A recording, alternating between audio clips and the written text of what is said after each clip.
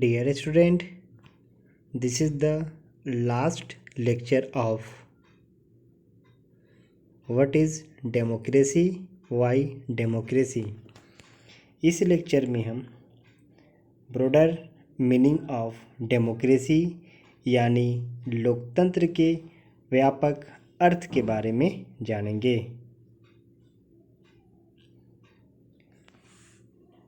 First, we have understood democracy as a form of government.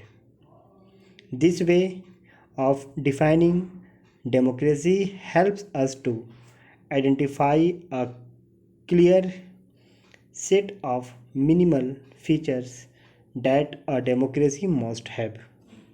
Second, the most common form that democracy takes in our times is that of a representative democracy.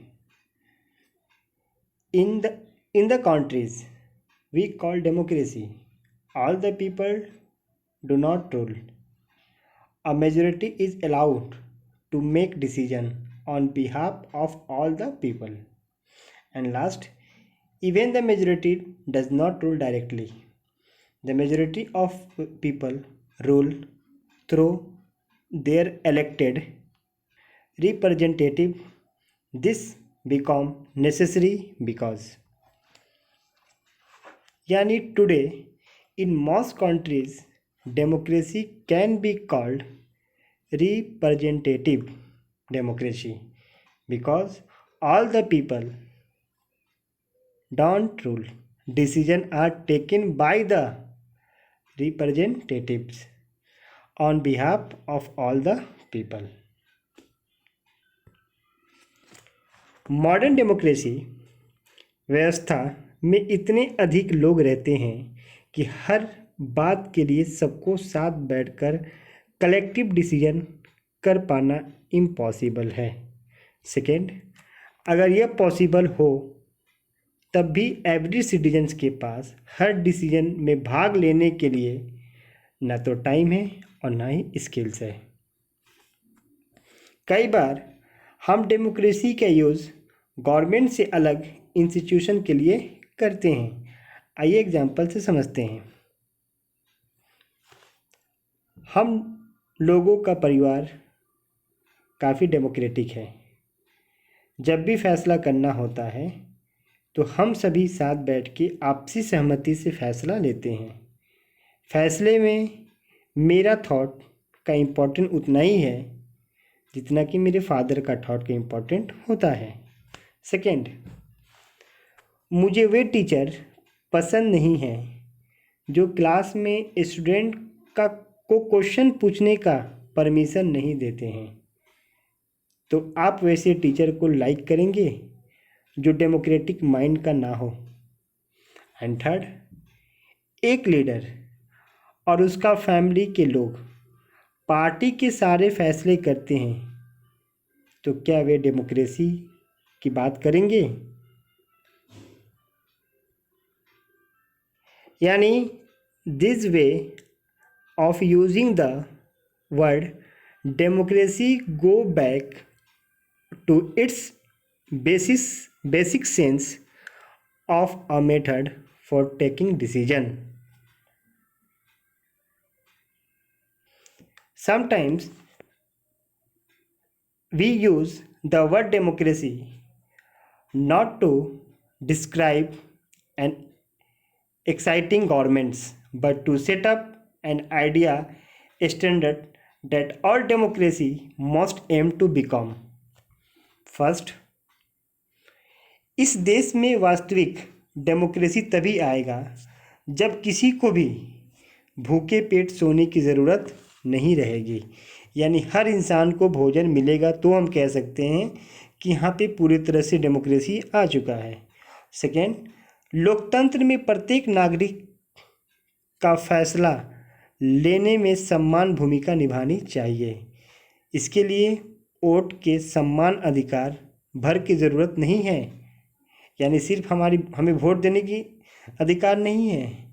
हर नागरिक को इसके लिए सूचना की समान उपलब्धता, बुनियादी शिक्षा, बुनियादी संसाधन और पक्की निष्ठा होनी चाहिए। ये एक असली डेमोक्रेसी का मीनिंग है। That is why a study of democracy must focus on democratic parties। इस चैप्टर के बेस पे कुछ एमसीक्यू आपसे पूछे जाएंगे। हर एमसीक्यू के लिए आपको सिर्फ 15 सेकेंड टाइम मिलेगा। अगर आप 15 सेकेंड के अंदर आंसर रिप्लाई नहीं कर पाएंगे तो मैं आंसर उसका बता दूंगा। जैसे आते हैं first question, the word democracy comes from the Greek word।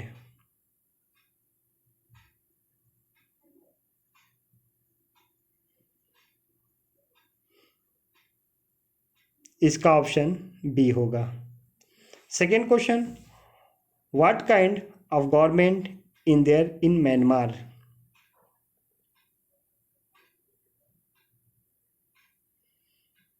इसका ऑप्शन सी होगा।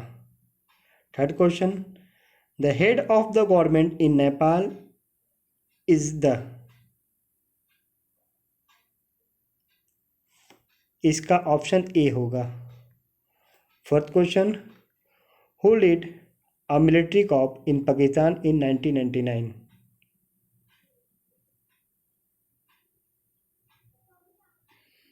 इसका ऑप्शन बी होगा,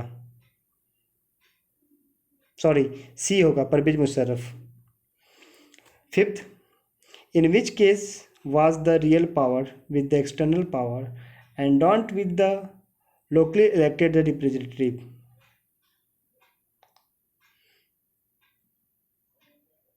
इसका ऑप्शन डी होगा।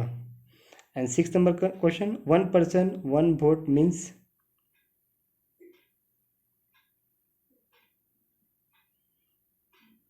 इसका ऑप्शन बी होगा। And seventh question, how many members are elected to the national people congress from all over China. इसका option B होगा। Why can the Chinese government not be called a democratic government even though elections are held there?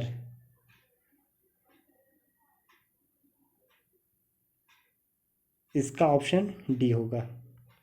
And ninth questions, which party always won elections in Mexico since its independence in 1930 until 2000? इसका option C होगा। And last, democracy must be based on.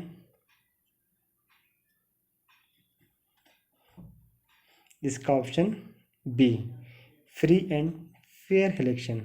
I hope आप इस MCQ के answer दिए होंगे। अगर आप जितना आपका सही है आप कमेंट बॉक्स में मुझे बताएं। Please like, comment, share, subscribe.